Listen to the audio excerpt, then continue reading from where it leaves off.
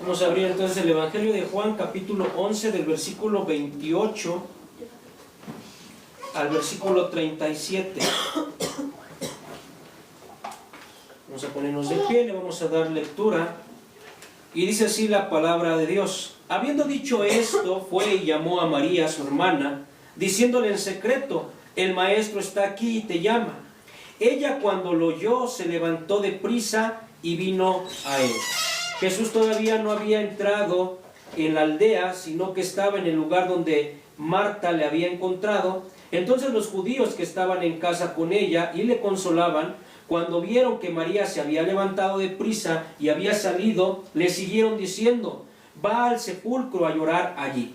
María, cuando llegó a donde estaba Jesús, al verle, se postró a sus pies diciéndole: Señor, si hubieses estado aquí, no habría muerto mi hermano. Jesús entonces, al verla llorando, y a los judíos que la acompañaban también llorando, se estremeció en espíritu y se conmovió, y dijo: ¿dónde le pusiste?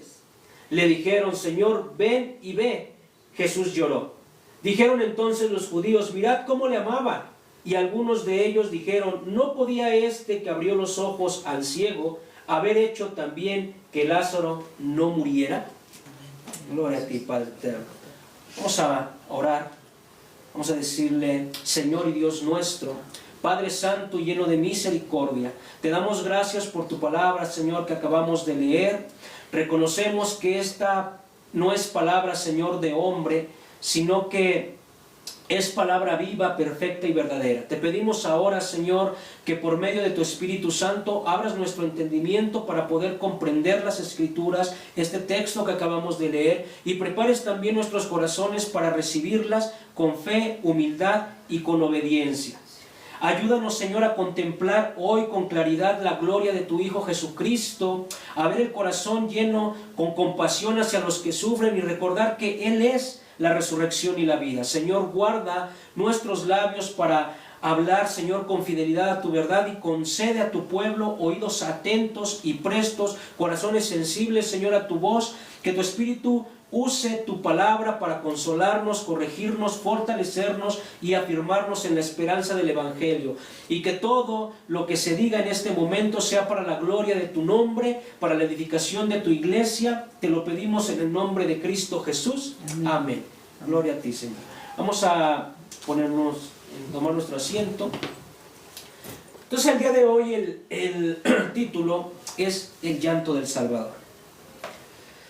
Hay algo que es inevitable, que no debemos de reconocer, y creo que todos estamos sabidos, o todos hemos pasado circunstancias adversas en nuestras vidas, y comprendemos que todos los seres humanos compartimos una experiencia de dolor. En algún momento hemos tenido algún dolor por seres que conocemos, quizá dolores por enfermedad, dolor porque tuvimos la pérdida de un ser querido, un amigo, una persona que tenía una relación con nosotros, dolor quizá incluso por una oración que creímos que Dios no nos la respondió. En esos momentos parece en nuestra vida una pregunta muy profunda al corazón del ser humano. Porque ahí es a donde nos preguntamos: ¿dónde está Dios cuando nosotros sufrimos? Muchas personas se preguntan eso. De hecho, es el argumento de muchas personas que no quieren creer en Dios. Cuando a veces les hablamos de Dios, muchas personas dicen: ¿y dónde está Dios con los que sufren? ¿A dónde está Dios cuando están abusando sexualmente de un niño pequeño? ¿A dónde está Dios cuando están maltratando a una mujer? ¿A dónde está Dios cuando en las guerras están muriendo madres, niños, personas que no tienen la culpa? ¿Dónde está Dios con esos niños de África o de lugares donde hay extrema pobreza, que no tienen qué comer, que quizá nada más comen una sola vez al día o quizá muy pocas veces a la semana? Y ese corazón que se pregunta: ¿dónde está Dios cuando nosotros sufrimos? Muchas personas tenemos que aceptar que imaginan a un Dios que observa y que es distante. Como si Dios no estuviera cerca de nosotros, como si Dios estuviera desde allá, desde su trono, observando simplemente cómo está la gente sufriendo, cómo las personas están padeciendo, incluso cómo cristianos están padeciendo algún malestar o algún sufrimiento en su vida. Pero este pasaje que acabamos de leer va a destruir completamente esa idea. Porque Juan 11, estos versículos que acabamos de leer, dice algo extraordinario. Antes de mostrar Jesús ese poder que tiene sobre la muerte, Cristo va a revelar su corazón. Y vamos a descubrir algo sorprendente, que el Hijo de Dios también llora. Miren, hermanos, este pasaje nos muestra que Cristo no es un Salvador distante. Él entra en el dolor humano y se conmueve también con el sufrimiento que su mismo pueblo tiene. Veíamos hace 8 días esa declaración que hizo Jesús, majestuosa dentro de la Escritura: yo soy la resurrección y la vida, en el versículo 25, ¿verdad? Si nosotros encontramos en contexto, recordemos que él entablaba una plática, una charla con Marta. Cuando ella se entera que Jesús ha llegado, ella sale a buscarlo, y en esa charla que él tiene, Jesús le da esa declaración gloriosa de este evangelio: yo soy la resurrección y la vida, ante una teología correcta que tenía Marta, hablando acerca de un suceso final donde todos iban a tener una resurrección en Dios. Pero Marta hace una confesión grandiosa, porque Marta lo reconoce como el Hijo de Dios y como el Cristo. Entonces esta conversión teológica da un paso a algo diferente, porque hoy vamos a ver cómo solamente no es que vino y habló con Marta, sino que también Jesús se acerca a buscar a María. Vamos a ver cómo ese corazón de Jesús, del Salvador, cómo actúa frente al sufrimiento del ser humano. Para eso vamos al primer versículo. Fíjense, en el versículo 28 dice: habiendo dicho esto, fue y llamó a María su hermana, diciéndole en secreto: el maestro está aquí y te llama. Entonces entendamos, hermanos, que después de que hace esas declaraciones Marta con Jesús, vuelve a casa y dice aquí que en secreto busca a su hermana y le dice: el maestro está aquí. Y no solamente le está diciendo que el maestro está aquí, sino que le está diciendo: y él te llama. Hermanos, acabamos de ver, y yo creo que Marta en ese momento entendió algo demasiado importante, que Cristo no solamente quería hablar con ella. Entendamos que eran 2 hermanas que estaban pasando un duelo por la muerte de Lázaro.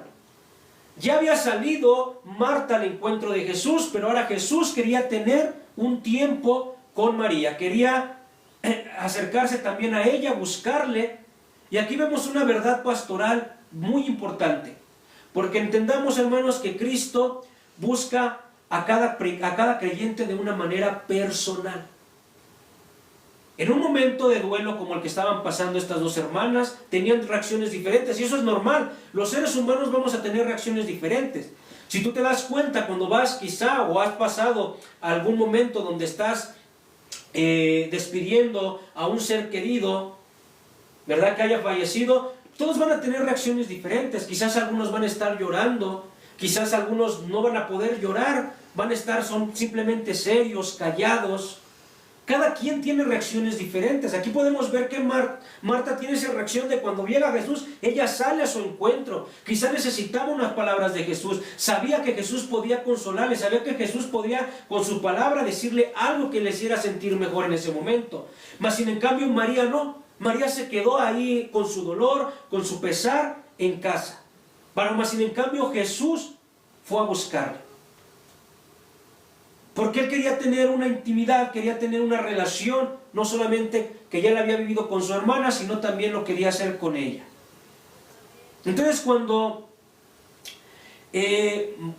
María sale al encuentro del maestro, que es lo que vamos a ver en los siguientes versículos, vamos a ver lo que sucede. Fíjense, en el 29 dice: ella cuando le oyó, se levantó de prisa y vino a él. Jesús todavía no había entrado a la aldea, sino que estaba en el lugar donde Marta le había encontrado, ¿verdad? Y decir que Jesús se quedó en el mismo lugar donde estaba Marta. Marta va por María, le dice que el Señor le habla, y ella dice que cuando escucha eso, se levanta y viene a él deprisa. Y eso genera una reacción en las personas que estaban en la casa. Dice: entonces los judíos que estaban en casa con ella y le consolaban, cuando vieron que María se había levantado, deprisa y había salido, le siguieron diciendo, va al sepulcro a llorar ahí. Ellos se dan cuenta, ellos no saben lo que Marta le dijo, y ellos piensan que se está levantando porque quiere ir a donde estaba Lázaro sepultado para seguir llorando ahí. Recordemos que los judíos se reunían para consolar, para llorar juntamente con ella, y ellos dicen que salen también deprisa al encuentro de María. Esto quiere decir que así como María va a llegar con Jesús, esto es muy importante de entender para lo que viene mucho después, ¿verdad? Ellos también salieron junto con ella. Ellos están siendo también testigos de que María iba a ir a encontrarse con el Maestro. Y en el 32, Marta, cuando llegó a donde estaba Jesús, al verle se postró a sus pies diciéndole, Señor, si hubieses estado aquí, no habría muerto mi hermano. Fíjense, curioso, ¿verdad? Cuando María llega a Jesús, dice que cae a sus pies y dice exactamente lo mismo que ya había dicho antes su hermana. Esas mismas palabras, Señor, si hubieses estado aquí, no habría muerto mi hermano. Esta frase, hermanos, refleja dos cosas al mismo tiempo. Lo mismo que ya había reflejado en Marta. Una cosa es que tenían fe en Cristo, que sabían que Cristo, si hubiera estado en el momento que Lázaro estaba enfermo, su hermano hubiera podido haber sido sanado por él. O sea, sabían que Jesús tenía el poder para sanarle, pero a la vez tenían ese dolor de una aparente ausencia de Dios. Un dolor en el momento de decir, Señor, es que deberías de haber estado aquí. Si tú hubieras estado en ese momento que Lázaro estaba enfermo, tú lo hubieras podido haber sanado. Mas sin en cambio ahorita ya no hay nada que podamos hacer o que se pueda hacer por él. Entonces vemos que hay fe, pero hay dolor. Hay algo en su corazón que les turba, que creían que Jesús podría haber hecho las cosas, pero que en ese momento ellos ya piensan que ya es demasiado tarde. Esas cosas, hermanos, estas palabras son las que muchos cristianos nos hemos hecho alguna vez en nuestra vida. Señor, si hubieras intervenido antes. Quizá a veces volteamos a nuestra vida y creemos que Dios no intervino en el momento que nosotros creíamos que era preciso. Hay muchos cristianos que incluso podemos decir, Señor, ¿por qué no te conocí de esta manera que te estoy conociendo anteriormente? Quizá hubiera evitado muchos fracasos en mi vida. Hubiera evitado muchos fracasos con mis hijos, hubiera evitado fracasos en mis relaciones maritales, hubiera evitado fracasos, no sé, en la sociedad, muchas cosas. Pero hermanos, entendamos algo, que Jesús, Cristo no vino a tu vida en un momento fuera de tiempo. Jesús vino a tu vida en el momento indicado, en el momento que era preciso venir a tu vida. Entonces esas palabras de el si hubieras sanado, el si hubieras evitado esta pérdida, el si hubieras cambiado las circunstancias, eso no es algo que debamos nosotros que tener en nuestro corazón, porque había algo que Jesús iba a hacer más grande. Fíjense cómo María todavía no entiende algo. No entiende, ella piensa que Cristo ha llegado tarde. Cristo llegó exactamente, hermanos, en el momento en el que la gloria de Dios sería revelada. Recuerden ese versículo de Romanos 8:28 donde dice, sabemos que para los que aman a Dios todas las cosas le cooperan a bien. Y esto quiere decir, hermano, que todas las cosas que acontecen en tu vida te deben de dar una cooperación para bien hacia ti.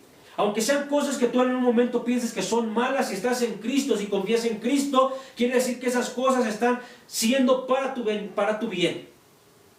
Aunque en algún momento no lo podamos comprender. Porque obviamente en el momento que está pasando algo fuerte en nuestra vida, que no entendemos, que no comprendemos, creemos que es un malestar para nosotros. Pero a medida de que pasa por lo regular, ya cuando pasa lo que acontece en nuestra vida, que viene a traernos dolor, que viene a traernos frustración, después podemos comprender que Dios sí estuvo ahí con nosotros. Y que algo más grande vino adelante. Hasta aquí, hermanos, estamos viendo entonces el dolor de María, que es evidente. Pero ahora el texto nos va a permitir ver algo aún más profundo, la reacción de Cristo. Fíjense, 33 y 34. Jesús entonces, al verla llorando, y a los judíos que la acompañaban también llorando, se estremeció en espíritu y se conmovió. Y dijo, ¿dónde le pusiste? Le dijeron, Señor, ven y ve. Fíjense aquí algo bien interesante. Cuando Jesús ve a María llorando, y dice que a todos los que salieron atrás de María también estaban llorando, dice en el texto que se estremeció en espíritu y se conmovió. Pero aquí no es una conmoción como cuando vemos el sufrimiento de otra persona y que nos contagia, ¿verdad? Que nos hace sentir también ese sentido de llorar, como cuando estamos viendo una película y en esa película tiene un momento drástico de alguna muerte, tiene un momento donde las personas están llorando y sin darnos cuenta ya estamos conmovidos también nosotros y también estamos llorando al ver una película. No es eso, no es lo que le pasó a Jesús, porque la palabra y los teólogos estudiosos, ¿verdad? Dicen que esta palabra de estremecer en el griego original significa algo que no describe una tristeza ligera, sino describe una emoción muy profunda. Es una agitación grande en el interior. Cristo está, hermanos, en este momento contemplando las consecuencias del pecado de la muerte. Eso es lo que los teólogos han llegado en su mayoría a decir. ¿Por qué, hermanos? Porque recuérdense que esta muerte, esta separación y este sufrimiento humano no estaban y no eran parte del diseño original de Dios. La consecuencia de que hoy actualmente las personas muramos y a lo largo de la vida las personas siguen muriendo es a consecuencia de que se separaron del origen original, perdón, del origen que teníamos con Dios. Romanos 5:12 nos dice, por medio de un hombre, Pablo lo entendía bien, por medio de un hombre entró el pecado en el mundo y por medio del pecado la muerte. ¿Por qué los hombres morimos? Por medio del pecado. Por medio del pecado vino la muerte, por eso actualmente todos los hombres vamos a morir. No va a haber un hombre que no pueda morir en esta tierra. De hecho es curioso porque, por ejemplo, la Iglesia Católica de Roma, por defender su postura que tienen de María siempre virgen, han llegado a decir que María no murió y utilizan una palabra que ellos le llaman que durmió o la dormición de María. O sea, dicen que María no durmió, sino que María solamente durmió y que fue llevada hacia el cielo. Obviamente eso no está en ningún escrito, no lo vemos en la palabra de Dios. De hecho, los escritos a donde habla de eso son libros apócrifos, libros que no tienen nada que ver con la escritura canónica, de donde han sacado esas teorías. ¿Por qué sacan esas teorías? ¿Por qué te lo pongo por un ejemplo? Porque si ellos llegan a decir que María murió, es obviamente que estás reconociendo que María tuvo pecado como cualquier ser humano, porque la paga del pecado es la muerte, y todo ser humano tiene que morir. Y es evidente, hermanos, que María murió como cualquier ser humano, porque María también necesitó un Salvador, porque María era un ser humano como nosotros. Aquí tenemos que entender algo cristológicamente muy profundo, hermanos, porque ahí llegamos a veces a tener una teología incorrecta. A veces por quererle llevar, yo se los he dicho muchas veces, por quererle llevar la contra a veces a la Iglesia Católica, se caen en herejías. Hay algo, hermanos, que tenemos que entender. Cristo fue 100% hombre y 100% Dios. No hay ninguna separación, no es que hay una parte de Dios y hay una parte del hombre. Porque entonces caeríamos en una herejía de decir que entonces nosotros somos salvados por un hombre, y no se puede eso. Nosotros tenemos, la única forma de que nosotros pudiéramos tener salvación tenía que ser por Dios. Dios engendrado en un misterio. ¿Cómo lo hizo? Se engendró en un hombre, ¿verdad? Fue la reencarnación. Entonces Jesús era 100% hombre y 100% Dios. Y era por eso el único que podía estar sin pecado, sin mancha, el único que podía traer redención a la humanidad. Si no, no se hubiera podido, hermanos.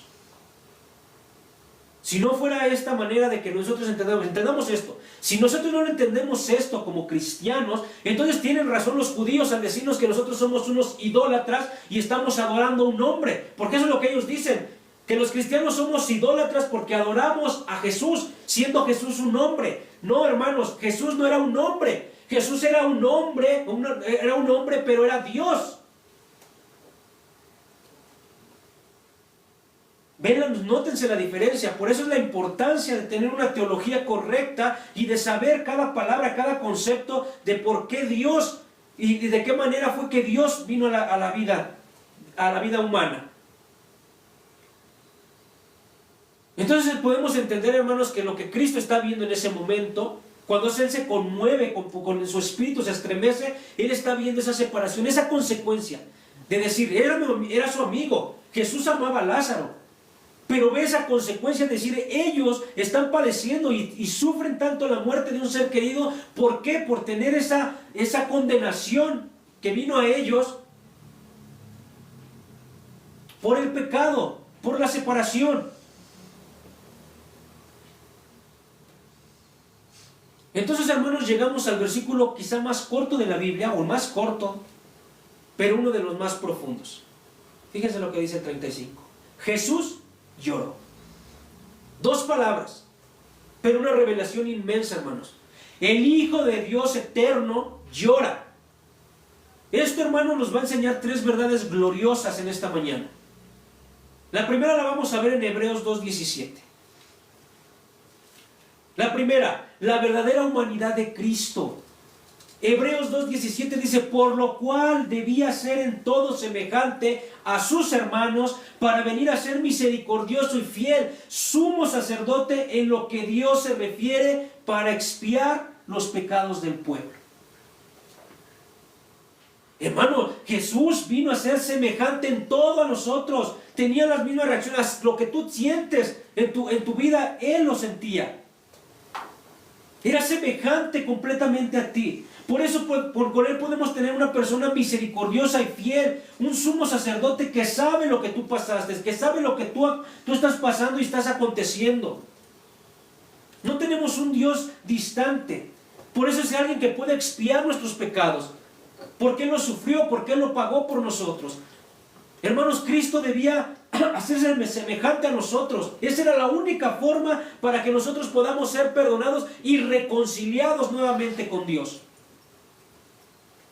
Jesús no vino, hermanos, a salvarnos desde lejos. No vino y simplemente sopló su palabra y ya. Él vino y se hizo semejante a ti. Se despojó, en otro versículo dice, despojándose de su deidad, de su poder, en el aspecto de Dios, haciéndose hombre como nosotros mismos. No escatimó, dice la palabra de Dios, hacerlo. Lo hizo por amor, lo hizo por nosotros, lo hizo por la humanidad, por la redención del mundo. Y vino a compartir nuestra humanidad. Estuvo entre nosotros, caminó entre nosotros, se mezcló entre nosotros, vivió, comió con nosotros. Y número 2, la compasión perfecta de Cristo. En Hebreos 4:15 dice, porque no tenemos un sumo sacerdote que no pueda compadecerse de nuestras debilidades, sino que uno que fue tentado en todo según nuestra semejanza, pero sin pecado. Jesús fue tentado como nosotros somos tentados. Él sabe lo difícil que es para nosotros, para nuestro cuerpo humano, dejar o no actuar en contra de la voluntad de Dios. Él sabe que lo difícil que es para nosotros cuando viene la tentación de un pecado y que nosotros por nuestros propios méritos, con nuestras propias fuerzas, no podríamos hacerlo. Por esa condición caída de separación con Dios. Él sabe que necesitamos de Él para poder nosotros dejar a un lado el pecado. Y algo grandioso que dice aquí, no tenemos un sumo sacerdote que no pueda compadecerse de nuestras debilidades. Yo no sé si alguna vez has estudiado, has leído, quizá en películas, en series, has visto, por ejemplo, en otras culturas, cómo tenían ese concepto, esa cosmovisión de dioses. Si tú ves con los griegos, ves a Zeus, veían a esos dioses lejanos, los veían distantes. De hecho, por eso en sus esculturas los ponían grandísimos, porque eran dioses que estaban alejados de ellos. Incluso muchos para ellos pensaban que esos dioses incluso les gustaba ver cómo peleaban entre ellos, cómo se mataban entre ellos. Pero hermanos, nosotros no tenemos un Dios como esos dioses paganos que existieron en algún momento. Nuestro Dios no es un Dios distante. Nuestro Dios es un Dios que está con nosotros, que está a nuestro lado, que sabe nuestras necesidades, que sabe nuestras aflicciones, que llora con nosotros, que se compadece de nuestros dolores, que se compadece de nuestras tristezas, que sabe cuando sufrimos, que sabe que cuando reconocemos que pecamos o que no podemos y venimos humillados delante de Él y caemos como María lo hizo a sus pies. Señor, es que no puedo, necesito de ti. Él sabe Él se compadece porque Él no está distante, Él vive con nosotros. Si, hermanos, si hasta este tiempo, si hasta este momento de tu vida, tú sigues pensando que Dios está ya sentado en su trono y que desde allá está viendo cómo sufres, entonces tienes un concepto equivocado de Dios todavía. Porque Dios no está distante, Dios está aquí contigo. El Espíritu Santo de Dios mora en todo ser cristiano. Y el Espíritu Santo que mora en ti obviamente se da cuenta cuando estás afligido, cuando estás triste, incluso cuando estás en pecado. El Espíritu Santo sabe que estás cayendo en eso.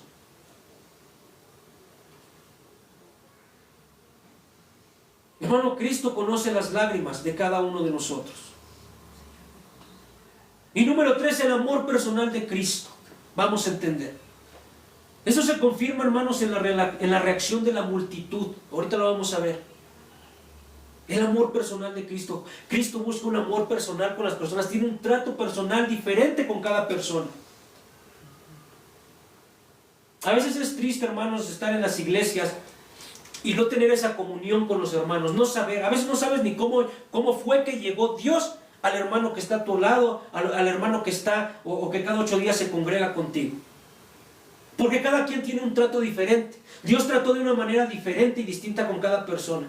Y conocer cómo trató en su vida, cómo fue en el momento que Cristo vino a su vida, cómo habló a su corazón, cómo habló a su pensamiento, cómo hizo cambiarlo, esa manera que a veces creíamos que estábamos con Dios, pero no era así.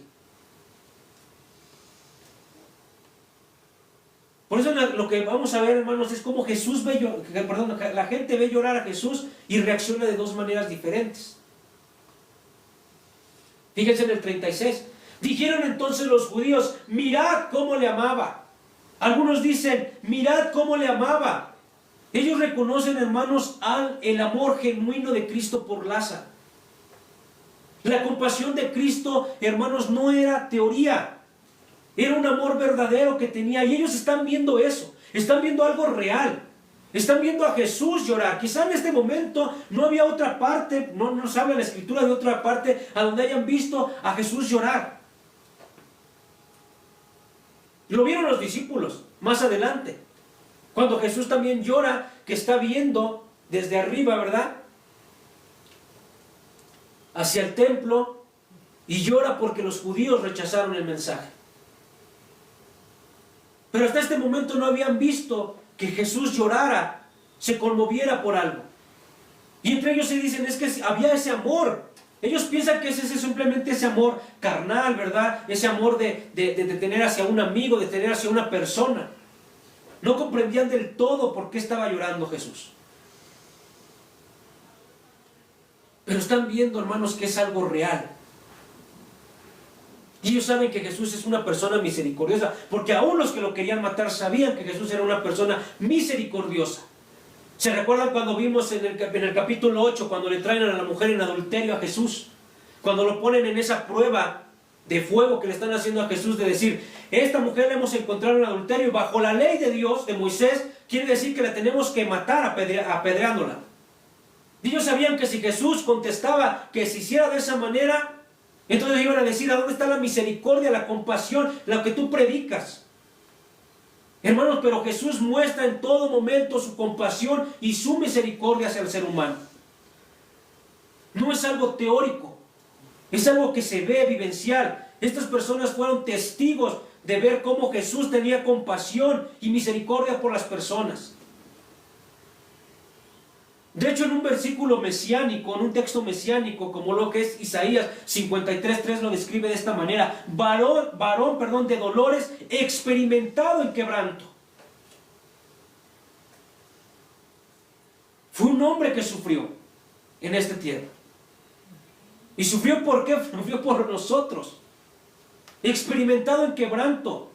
Llevó, no solamente, Él no fue a la cruz para morir por una muerte, simplemente por lo que ellos, el hombre puso un juicio sobre Él.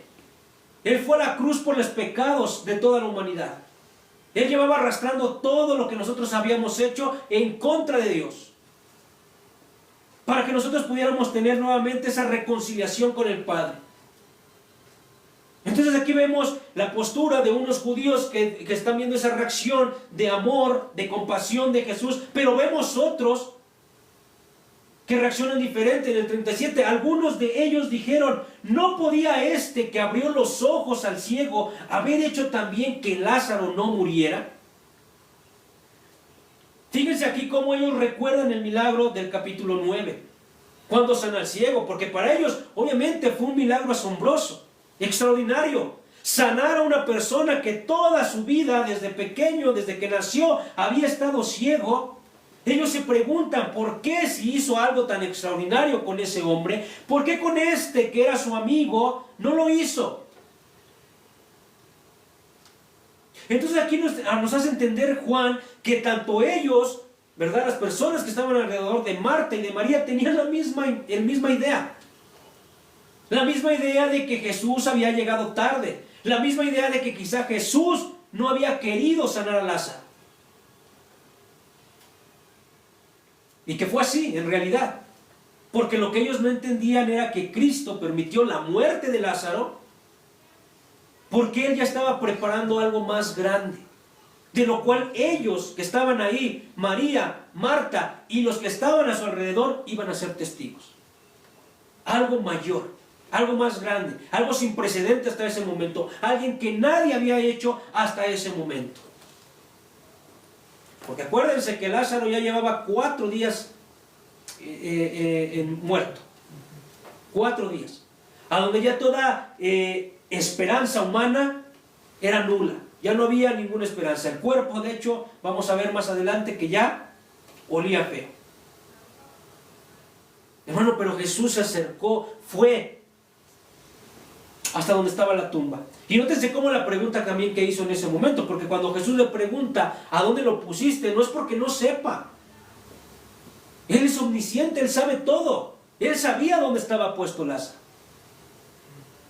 Pero Él cuando pregunta y cuando le dice, ven, y lo llevan delante de la tumba, a la puerta de la tumba, Jesús es cuando nos muestra esta escena de amor, de compasión y de misericordia, donde Jesús llora delante de la tumba de Lázaro.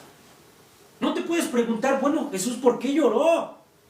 Precisamente es por esto, hermanos. ¿Por qué iba a llorar Jesús si sabía que adelante, en un momento después, Él le iba a decir, Lázaro, sal y ven? Y lo iba a resucitar. ¿Para qué habría de llorar? Era porque estaba compadeciéndose con las demás personas que estaban llorando alrededor. Era porque quería entendernos que no es un Dios distante.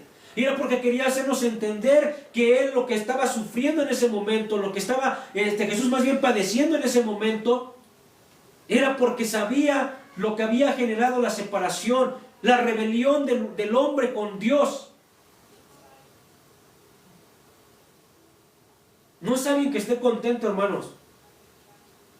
No porque Dios tenga toda la autoridad quiere decir que cuando entonces se equivoca y peca Adán y Eva y son destituidos, ¿verdad?, de esa gloria de Dios, de ese Edén. No quiere decir que entonces Dios está contento y está feliz y que dice, bueno, pues que se muera toda la humanidad. Que se terminen matándose todos y ya no va a haber, porque luego puso la promesa. Yo enviaré a alguien, vendrá alguien, una simiente de la mujer que va a venir a ser ¿quién? El que va a volver a traer la redención hacia mi pueblo. Esas promesas que por años han estado. Y las promesas con las cuales nosotros como cristianos seguimos adelante, hermanos. Por eso no podemos ponernos en nuestro corazón y decirnos, hoy me siento triste, hoy me siento enfermo, hoy me siento cansado, hoy no quiero saber de Dios. Incluso hoy pequé, me siento con culpa, no quiero saber de Dios. No, como cristianos debemos de reconciliarnos con Dios, de estar siempre con Dios. Habituados a tener ese corazón de humildad y decirle, Señor, reconozco que estoy haciendo cosas incorrectas, reconozco que no estoy haciendo las cosas conforme a tu voluntad, pero necesito de ti. Podemos entender 3 cosas de este mensaje, hermano. Número 1, Cristo comprende nuestro dolor, como ya lo vimos en Hebreos 4:15. Comprende nuestro dolor. El cristianismo no nos presenta ese Dios distante. El cristianismo no es eso. El cristianismo nos muestra un Dios que camina con nosotros, un Dios que va delante de nosotros, un Dios que viene a nosotros. Porque cuando nosotros no lo buscábamos, cuando nosotros no lo queríamos, Él vino, se acercó, nos buscó, nos ofreció su salvación. E incluso el día de hoy, si podemos nosotros seguir aquí, es porque Dios nos da esa voluntad de nuestro corazón. para que nosotros podamos seguir buscando de Él, para que nosotros podamos seguir permaneciendo en Él. Porque si no fuera con Dios en nosotros, no podríamos, hermano. No podríamos buscarlo. Por eso ahí están las religiones que piensan que a través de hacer sus actos, que a través de hacer sus obras, piensan que eso les está reconciliando con Dios. Pero es todo lo contrario. El pueblo de Israel así era. Los judíos en ese momento así eran. Ellos creían que con sus tradiciones, que con sus fiestas, que con todo lo que hacían, sus sacrificios en el templo, ellos pensaban que estaban bien con Dios. ¿Y Jesús qué les hizo? Les mostró una realidad. Jesús les mostró que ellos estaban separados de Dios. Porque el Evangelio nos muestra ese Cristo, ese Dios que se une con nosotros cuando nosotros le reconocemos, cuando nosotros le creemos. Hermano, cuando el creyente llora, Cristo no permanece indiferente a tu llanto. ¿Entiende eso esta mañana? No es que Dios le guste verte sufrir, no es que Dios le guste verte llorar. Lo que debes de entender es que hay algo por el cual lo permite el Señor. Porque número 2, podemos entender el día de hoy que el amor de Cristo no siempre evita el sufrimiento. No puede decir que porque eres cristiano no vas a sufrir. No quiere decir que porque eres una persona que buscas hacer la voluntad de Dios, que estás buscando de Dios, que el diario lo buscas en oración, diario lo buscas en la meditación de la palabra de Dios, te esfuerzas por no pecar, te esfuerzas por no hacer lo malo, no quiere decir que por eso Dios va a evitar sufrimiento. Puede ser una persona muy piadosa, puede ser un cristiano que camina fuertemente en el camino de Dios, y aún así Dios puede permitir que te venga una enfermedad, aún así Dios puede permitir que haya una pérdida de algún ser querido en tu vida, aún así Dios puede permitir que algo te suceda que turbe esa estabilidad que tú que piensas tener. Y por ejemplo, Jesús amaba a Lázaro y permitió su muerte de Lázaro. Porque el amor de Dios no siempre significa la ausencia de dolor. No quiere decir que cuando estás sufriendo Dios está distante, Dios te ha abandonado, no. Significa que Dios tiene un propósito mayor para tu vida. Eso es lo que significa. Y fíjense el número 3. El sufrimiento prepara el escenario para la gloria de Dios.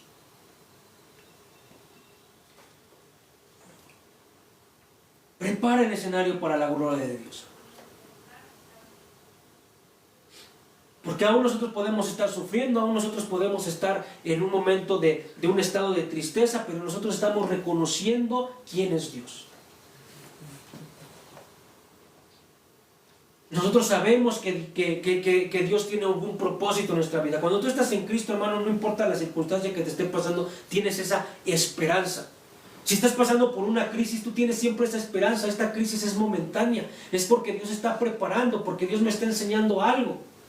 No porque Dios me haya abandonado, no porque Dios me haya dejado. Porque si tenemos ese pensamiento de que en un momento de crisis en nuestra vida pensamos que Dios ya nos abandonó, entonces tenemos que tener cuidado, porque quizá con ese tipo de pensamientos es que nosotros no estamos verdaderamente creyéndole a Dios.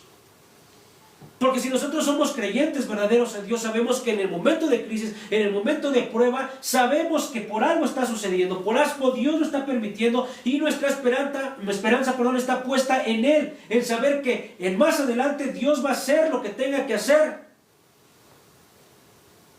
para mostrarnos una gloria diferente de Dios. Entendamos, hermanos, que el Cristo que lloró frente a la tumba de Lázaro es el mismo que en un momento también la va a abrir.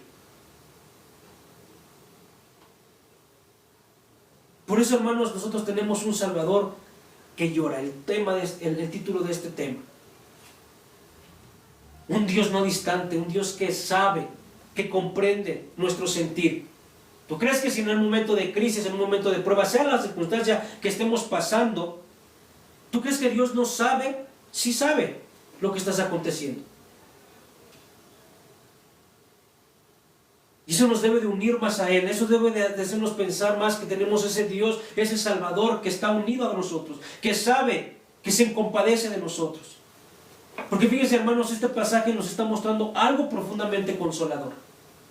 Antes de mostrar su poder, Jesús, sobre la muerte, Cristo muestra su compasión hacia los que están sufriendo. El Salvador que resucita muertos es también el Salvador que llora con los que están quebrantados. ¿Qué significa esto? Que el Salvador que llora con los quebrantados, cuando la enfermedad llega, cuando la pérdida golpea el corazón, no está solo. Cristo está presente en todo tiempo. El mismo Cristo que lloró en Betania, ese mismo que acabamos de leer en este texto, que frente a la tumba de Lázaro estuvo llorando, camina hoy con su pueblo, es el mismo. Y esta historia, hermanos, todavía no ha terminado, porque aquí todavía no hemos llegado a lo que vamos a ver en los versículos más adelante. Cuando ahora sí lleguemos a ver cómo Jesús resucita a Lázaro. Cómo ese Cristo que estaba llorando frente a la tumba también dirá con la autoridad divina: Lázaro, ven fuera. Y en ese momento todos comprenderemos algo, que las lágrimas de Cristo nunca son la historia final. Si estás pasando por una crisis, si estás pasando por un momento de tristeza, si estás pasando por un momento de enfermedad, si estás pasando por un momento de pérdida, no es el final. Para un cristiano no es el final, porque así como no fue el final para Cristo, tampoco no es el final para nosotros. Porque el mismo Cristo que lloró es el mismo que tiene el poder sobre la muerte. Vamos a ponernos de pie.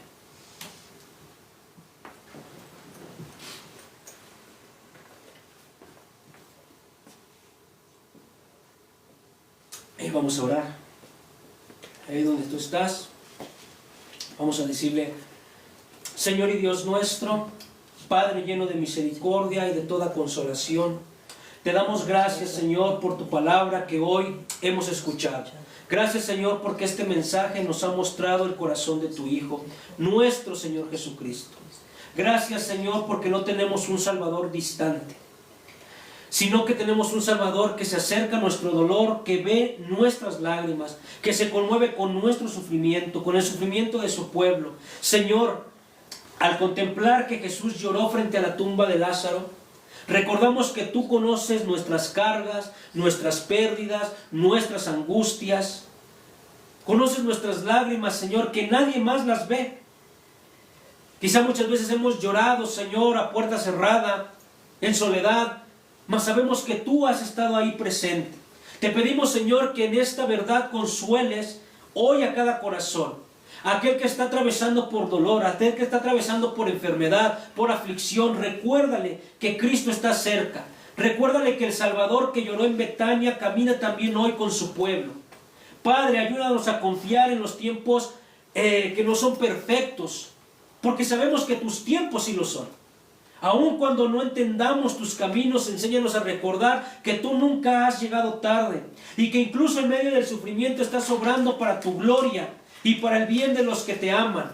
Así como Cristo lloró frente a la tumba, también recuérdanos y danos esa esperanza de que Él es la resurrección y de que Él es la vida. Que no se nos olvide, que la fortaleza de nuestra fe sea puesta siempre en nuestro Señor.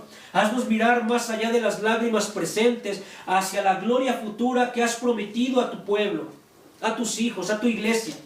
Que algunos de este lugar, con corazones consolados, con fe renovada, con la certeza de nuestro Redentor que vive para siempre.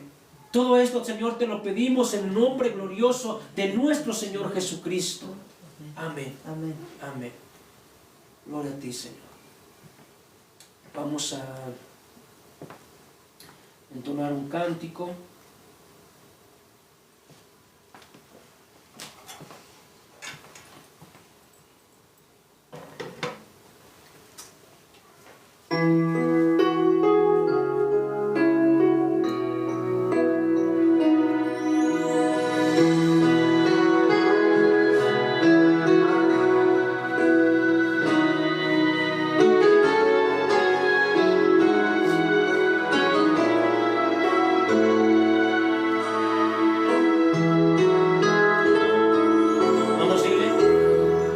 siempre tiene el control. ¿Por qué desesperarme? Dile, Dios siempre tiene el control, Dios siempre tiene el control. ¿Por qué atemorizarme? Dios siempre tiene